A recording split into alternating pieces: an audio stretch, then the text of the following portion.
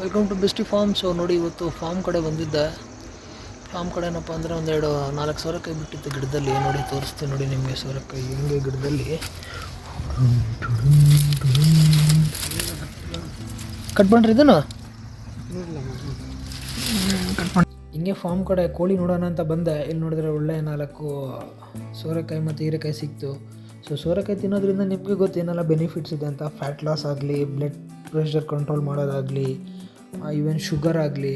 So almost ಓವರಲ್ಲಿ ತುಂಬ benefits ಇದೆ. ನೀವು ಕೂಡ ಇದೇ ರೀತಿ ನಿಮ್ಮ ಮನೆ ಮೇಲೆ ಬೆಳೀರಿ, ಇಲ್ಲ ನಿಮ್ಮ ಮನೆ ಅಕ್ಕಪಕ್ಕದಲ್ಲಿ ಬೆಳೀರಿ. ಈ ರೀತಿ ಒಳ್ಳೆ ಫ್ರೂಟ್ಸ್, ವೆಜಿಟೇಬಲ್ಸ್ನ ನಿಮ್ಮ ಡೈಲಿ ಫುಡ್ನಲ್ಲಿ ಅಡಾಪ್ಟ್ ಮಾಡ್ಕೊಳ್ಳಿ. ಆದಷ್ಟು ಒಳ್ಳೆ ಆಹಾರನ ತಿನ್ನಿ.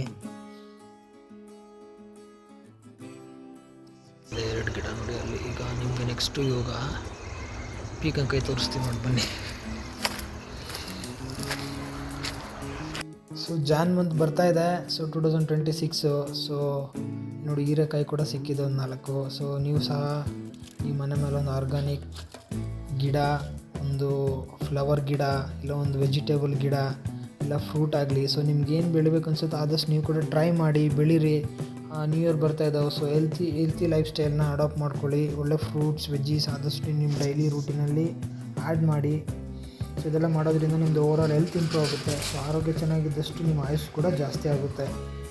ಸೊ ಇಲ್ಲೊಂದು ನೋಡಿ, ನೀವು ನೋಡ್ತಾ ಇರ್ಬೋದು, ಇಷ್ಟು ದೊಡ್ಡದಿದೆ. ಆಲ್ಮೋಸ್ಟ್ ಮೋರ್ ದ್ಯಾನ್ 6-7 kgs ಇದೆ.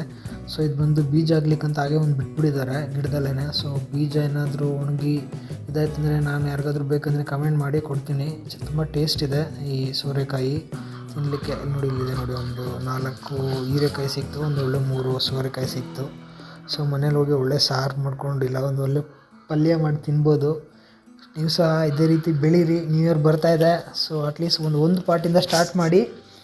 Let's adopt urban farming. Thanks for watching.